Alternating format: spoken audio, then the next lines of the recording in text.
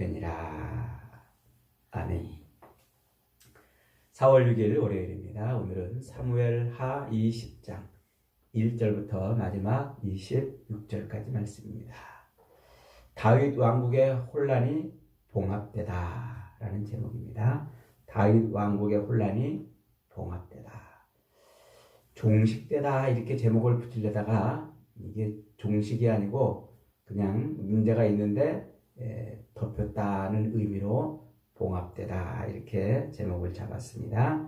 이 의미가 무엇인지 오늘 말씀을 잘 들어보시면 이해가 될 것입니다. 이제 오늘 본문은 압살롬의 반역으로 거의 나라를 잃을 뻔했던 다윗이 압살롬을 제압하고 그리고서 이제 이 유다와 이스라엘을 다시 통합시키죠. 그리고서 예루살렘으로 환공을 하려고 하는 찰나에 일어난 일이에요.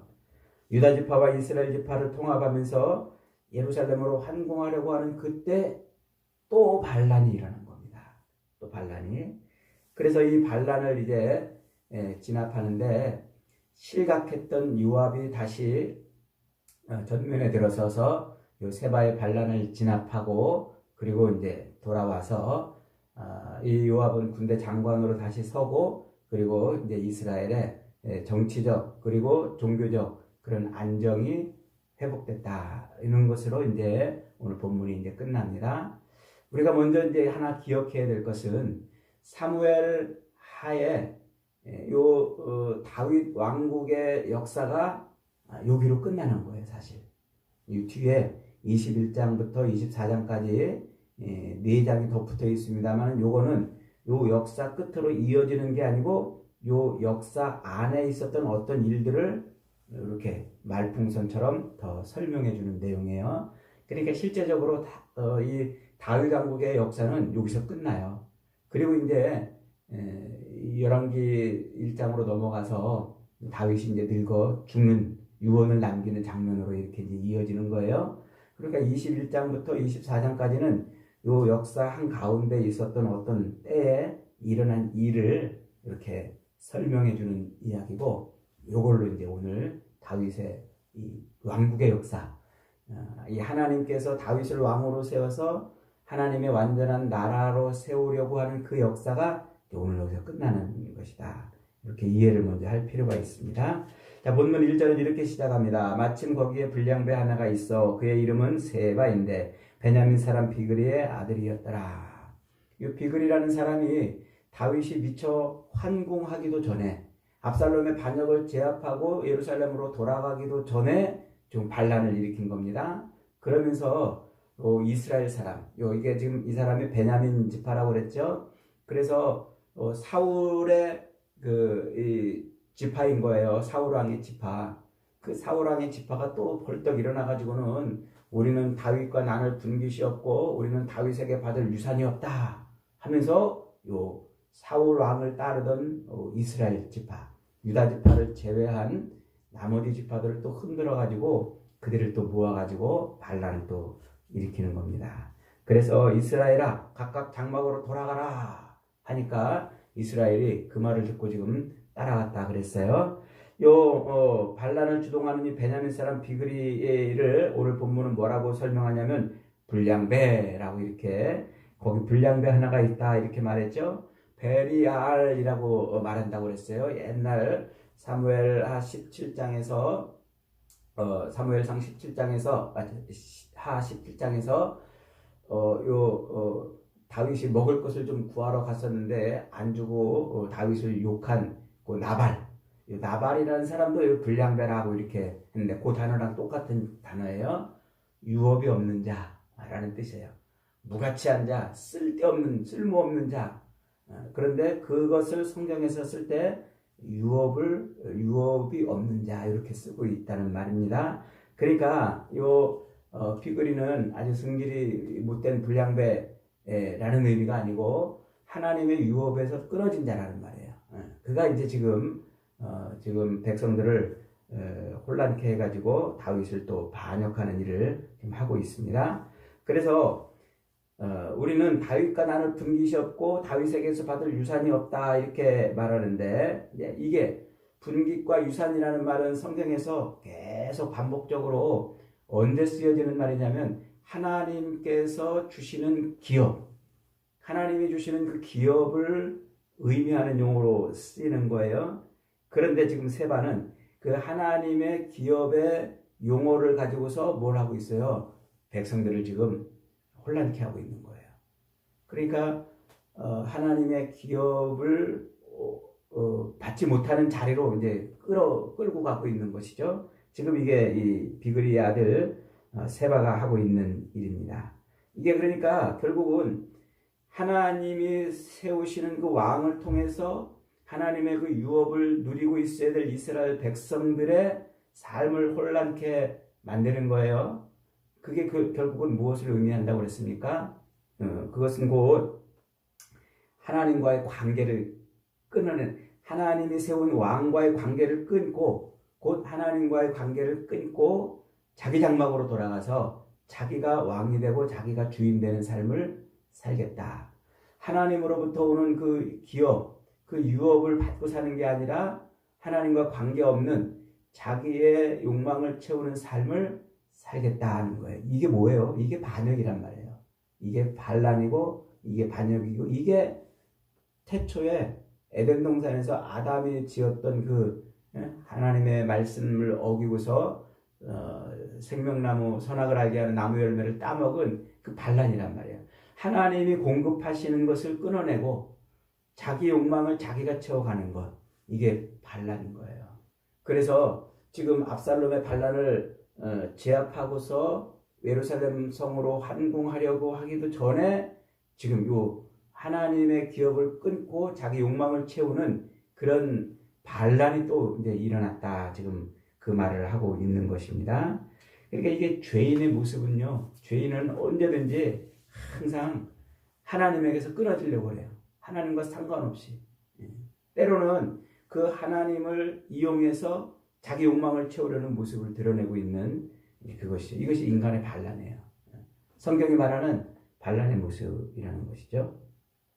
자, 그래서 이제 그가 이렇게 이제 반란을 일으키고 이제 세력을 모아가지고 왕을 대적하는 그 반대길로 지금 가고 있는데, 왕은 지금 예루살렘으로 환궁을 하고 있죠. 그러니까 환궁해가지고 왕이 제일 먼저 한 일이 뭐예요?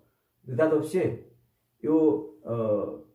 압살롬의 반역을 피해서 도망을 치면서 남겨두었던 그 후궁, 10명의 후궁들을 와가지고 제일 먼저 한 일이 지금 이 10명의 후궁들을 저 별궁에 가둬두고 먹을 것만 주고 그들을 관계하지 않았다라고 지금 오늘 본문이 말하고 있습니다. 그러니까 굳이 지금 옛날 압살롬의 반역 때 남겨두고 떠나면서 요 궁을 지키라고 남겨두었던 그 후궁의 이야기를 여기서 지금 꺼내고 있는 이유가 뭘까요? 요 세바의 반란으로 시작된 이 왕국의 혼란이 결국 어디서부터 되었다는 거예요? 다윗의 범죄로부터 시작된 일이었다는 것을 지금 요렇게 연결해주고 있는 거예요. 그러니까 이 후궁들이 왜 저 별궁에 갇혀야만 됩니까? 압살롬한테 몹쓸 짓을 당했잖아요. 이제 예루살렘을 떠나가지고 다윗이 피난 갔을 때 압살롬이 왕궁에 쳐들어와가지고 백주 대낮에 천막을 치고서 많은 사람들이 보는 앞에서 그 다윗의 후궁들을 욕보이는 사건이 있었어요. 그러니까 압살롬에 의해서 욕보여진 그 여인들, 자기 후궁들을 가둬뒀다는 이야기를 오늘 본문이 하고 있는 이유는 지금 이 혼란한 이 일이 어디로부터 시작된 일이다? 그때 그 이야기, 다윗의 범죄로부터, 밧세바를 범하고 우리아를 교살한 그 다윗의 범죄로부터 계속 이어지는 이야기다 라고 지금 말하고 있는 거예요. 요걸 놓치면 안 됩니다. 자, 그래서 이제 반란을 진압하고 돌아와서 후궁을 그렇게 이제 별실에 이제 별궁에 가둬놓고 다윗이 이제 이 세바의 반란을 진압하고자 이제 아마사를 불러요. 아마사는 누구였습니까? 요 압살롬의 반란의 수괴였던 이 압살롬의 군대 장관이었어요. 요 아마사가. 그래서 압살롬의 반란을 총주위에서 군대를 이끌고 다윗을 대적하던 그 아마사를 지금 다윗이 어떻게 합니까? 압살롬을 이제 제압하고서 그 반란을 이제 종식하고서 그리고 통합을 위해서 그를 군대 장관으로 세웠단 말이에요. 요압을 군대 장관이었던 자기 오른팔처럼 여겼던 그 요압을 이제 실각시키고 그를 멀리하고 이 아마사를 군대 장관으로 세웠어요. 그리고서는 이 아마사에게 3일을 시간 3일간 여유를 줄 테니까 요 세바의 반란을 제압할 군대를 모아와라 이렇게 이제 명령합니다. 그런데 웬일인지 아마사가 시간을 지체해 버렸어요. 본문은 그 이유를 자세히 다루고 있지는 않습니다만 어쨌든 이 아마사는 시간 내에 이제 군대를 모으지 못했고 상황은 급하게졌습니다. 다윗은 결국 요 아마사 대신에 요압의 동생이었던 아비새에게 군대의 지휘권을 다시 맡겨요. 그래서 아비새로 하여금 저 세바의 반란을 진압하라고 그러죠. 그러니까 이제 이 아비새가 사람들을 군대를 모으는데 자기 형 요압, 이 요압을 또 데리고 와요. 그리고서 또 요압이 이끌고 있던 사람들도 모으고 그리고 자기 군대를 이제 모아 옵니다. 그렇게 가지고 이제 출정을 하는 거예요. 그래서 이 세바의 반란을 진압하기 위해서 출정을 쭉 하는데 그러다가 지금 이제 기브온 큰 바위 곁에 이르렀다 그랬습니다. 그 기브온 큰 바위 곁에 이르니까 느닷없이 또 요 아마사가 또 등장을 해가지고 그들을 맞이합니다. 그러니까 이 요압이 저 아마사에게 이제 가서 인사하는 척하고 군복을 입고 그리고 칼을 차고 가는데 덜렁덜렁 가다가 칼이 빠져버렸던 것 같아요. 일부러 그런 게 아닌가 추측이 되는데 왜냐하면 요 아마사를 죽이고자 하니까 경계심을 늦추게 하려고 그래 덜렁덜렁해서 칼을 일부러 떨어뜨린 것 같아요. 그리고서는 한쪽으로 이제 왼손으로 칼을 숨기고 오른손으로 아마사의 수염을 잡고 입을 맞추는 채 하면서 칼로 찔러가지고 배가 터져서 창자가 쏟아져서 그 자리에서 아마사가 죽습니다. 이 입맞춤은 굉장히 중요한 용어라고 그랬죠, 성경에서. 그래서 이 입맞춤은 평화의 의미고 입맞춤은 구원의 의미예요. 자 뒤에 가면은 아가서에 가면은 이제 신랑이 신부에게 입맞춤을 하는 장면이 나와요.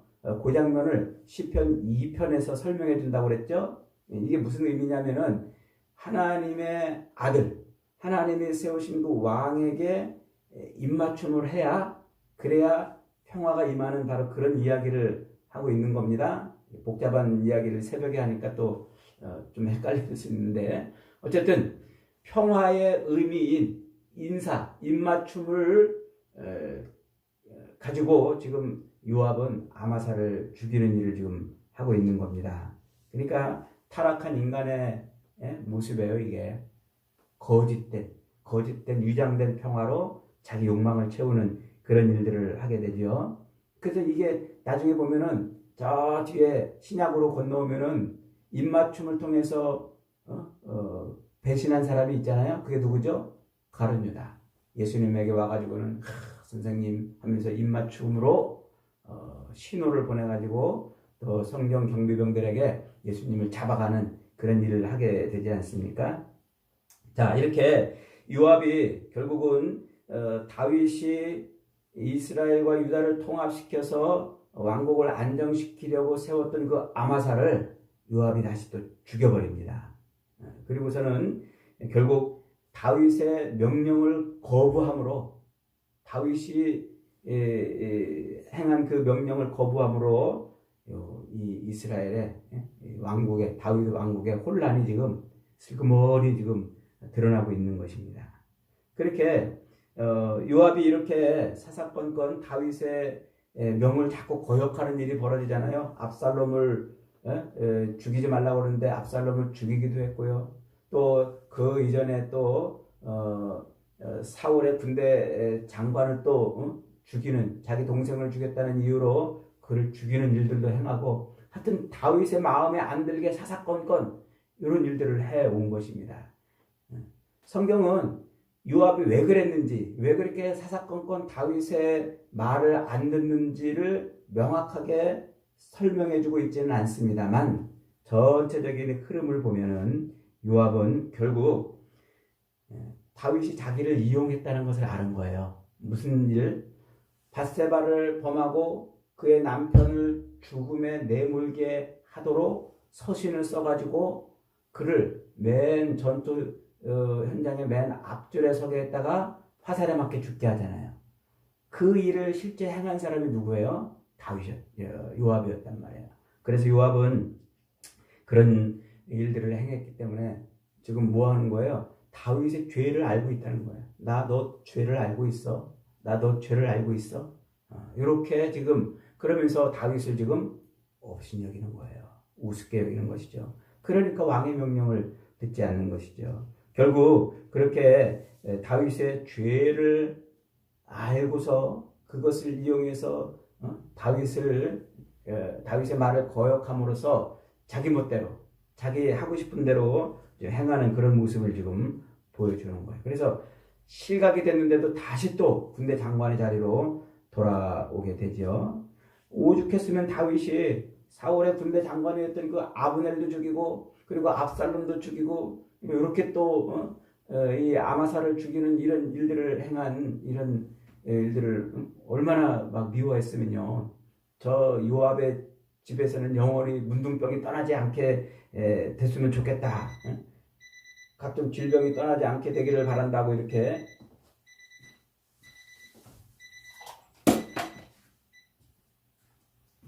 죄송합니다. 저 시계가 갑자기 알람이 울리네요. 웬일인지. 자, 이렇게 이제 아마사를 죽인 그 일로 그냥 그 집에 그냥 문둥병도 떠나지 않고 그냥 각종 질병이 안 떠났으면 좋겠다고 이렇게 저주를 내리게 되죠. 결국 이렇게 요압을 미워하고 그리고 자기가 이제 왕위를 넘겨줄 때 솔로몬에게 넘겨줄 때 첫 번째 유언이 뭐냐면 요압을 죽이라는 거예요. 요압을 죽이라. 그러니까 이 다윗의 왕국을 세우는 데 있어서 정말 가장 신뢰하고 가장 의지했던 사람이 다윗의 왕국을 가장 고통스럽게 하는 그런 일들이 지금 벌어지고 있는 걸 보여주고 있는 겁니다. 자, 그렇게 해서 이제 아마사가 죽으니까 요압의 청년 하나가 또 나와가지고 이렇게 말해요. 11절에 요압의 청년 중 하나가 아마사 곁에 서서 이르되 요압을 좋아하는 자가 누구며 요압을 따라 다윗을 위하는 자가 누구냐. 그러니까 이제 요압이 아마사를 죽인 다음에 이 왕의 명령을 좀 거역한 거 아니에요? 이 다윗의 군대가 지금 이 모여있는 군대가 아마사를 이제 자기들의 군대 장관으로 알고 있는데 요압이 죽여버린 거예요. 지금 어떻게 보면 이것도 반란이지 않습니까? 그러니까 이 군대가 모여진 군대가 지금 이러지도 못하고 요압을 따르자니 요 아마사를 따라야 되는 자기들의 행위가 반란처럼 여겨질 거고 또 안 따르자니 또 지금 이제 실제적인 그런 상황에서 안 따를 수도 없고 머뭇머뭇거리고 있었던 거예요. 그럴 때 요압의 청년 하나가 나와가지고 요압을 따르는 것이 곧 다윗을 따르는 것이다. 이러면서 그 요압의 그 어처구니 없는 그 행위를 정당한 행위처럼 지금 바꿔주고 있는 거예요. 결국은 그렇게 해서 이제 군대가 가서 이제 세바가 숨어 있는 그 성읍을 이제 에워싸죠. 그리고서는 흙더미를 쌓아가지고 공성전을 벌이려고 하는데 그 성에 한 지혜로운 여인이 이름도 없는 지혜로운 여인이 또 나와가지고 요압에게 왜 이 성을 무너뜨리려고 그러느냐? 하나님의 기업인데 왜 이걸 무너뜨리려고 그러느냐? 그렇게 외칩니다. 그러니까 요압이 우리는 저 세바가 반란을 일으켜서 그 세바를 죽이려고 그런다. 그랬더니 지혜로운 여인이 그럼 세바의 머리만 갖다 주면 되겠느냐? 그러더니 가가지고 어찌어찌 했는지 모르지만 세바의 머리를 잘라가지고 요압에게 던져주었어요. 그랬더니 요압이 이제 군대를 끌고 예루살렘으로 복귀를 해서 요압은 다시 군대 장관이 되고 이스라엘은 각종 유다 다윗 왕국은 모든 이 체제가 다시 정비되고 정치적으로 또 종교적으로 이 체제가 완성된 것으로 이렇게 오늘 본문이 끝나는 거예요. 어찌 보면은 다윗 왕국이 아주 멋있게 딱 이렇게 종결이 돼야 되는데 하나님의 나라가 이렇게 세워졌다 하고 딱 설명하면서 종결이 되어야 하는데 뭐 흐지부지 이렇게 끝나는 것처럼 이제 끝이 나는 겁니다. 이 이야기는 우리에게 무엇을 가르쳐 주려고 그러는 것일까요? 하나님의 나라를 세워가는 데 있어서 하나님의 마음에 합한 사람을 왕으로 세워서 그를 통해서 하나님이 통치하시는 온전한 의미의 하나님의 나라를 세워가는 데 있어서 가장 큰 걸림돌이보다 그것이 죄라는 거예요. 죄. 그래서 다윗을 통해서 통치하시는 하나님의 나라를 세우는 데 있어서 결국 다윗이 지은 그 죄가 끝까지 발목을 잡고 있는 거예요. 그것 때문에 계속 집안에 칼부림이 일어나고 또 그것 때문에 왕국에 계속 반란이 일어나고 그러는 것이죠. 그러니까 밧세바를 범하고 그의 남편을 교살한 그 죄 이후로 하나님이 그의 가문의 칼이 멈춰지지 않을 것을 선언하시고 영원히 그 이제 칼이 거기서 끊어지지 않을 것이라고 이제 말을 했는데 그 하나님의 말씀대로 다윗의 가정에 늘 칼이 멈춰지지 않고 그 왕국이 늘 그렇게 반란의 칼이 춤을 추게 되었다는 것입니다. 그러니까 해결되지 않은 죄, 해결되지 않는 그 죄로는 하나님의 나라를 세울 수 없다는 거예요. 하나님의 마음에 합한 사람을 세워서 하나님이 그렇게 통치의 나라를 세워갈지라도 이 역사 속에서 해결되지 않는 죄는 결국 하나님의 온전한 나라를 세울 수 없다는 것이 요 다윗 왕국을 세우는 이야기 속에서 이야기를 통해서 우리에게 보여주려는 거예요. 그러니까 죄는 그 싹부터 잘라내야 되는 거예요.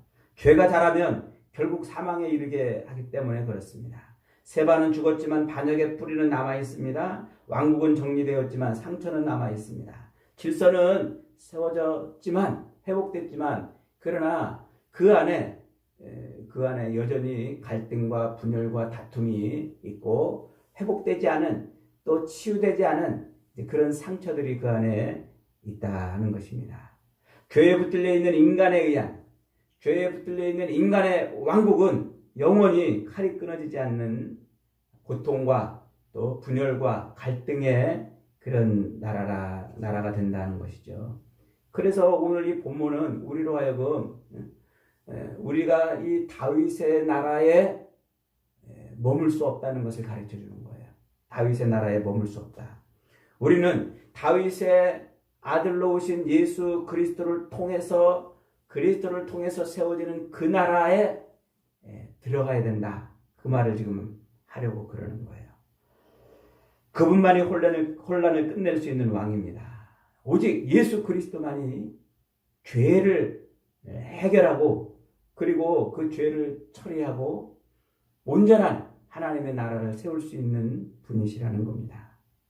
그러므로 인간의 그 죄로 인해서 아무리 인간은 하나님의 나라를 이 땅에 세우려고 해도 세울 수가 없어요. 오직 그 죄 문제를 해결할 수 있는 예수 그리스도, 다윗의 후손으로 오시는 그분만이 영원한 온전한 하나님의 나라를 세울 수 있다 하는 거예요.